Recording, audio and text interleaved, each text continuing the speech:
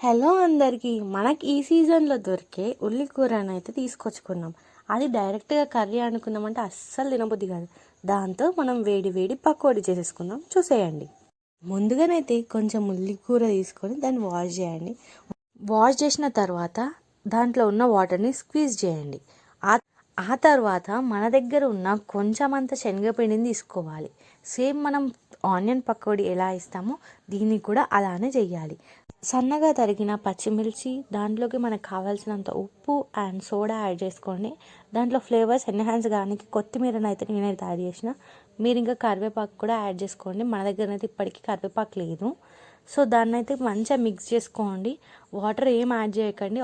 Already మనం wash చేసినాం కాబట్టి అందులో కొంచెం అమౌంట్ ఆఫ్ వాటర్ ఉంటుంది కదా, దాంతో అది మొత్తం పీల్చేసుకుంటుంది ఆకుకూర.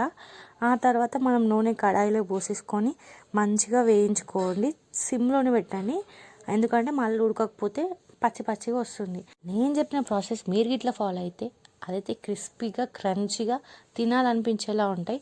ఎన్ని తిన్నామని గుర్తుకు రావు, ఎన్ని తిన్నామో కామెంట్ కూడా వేసుకో. అయితే మీకు ఇట్లా నచ్చితే లైక్, షేర్, కామెంట్, సబ్స్క్రైబ్.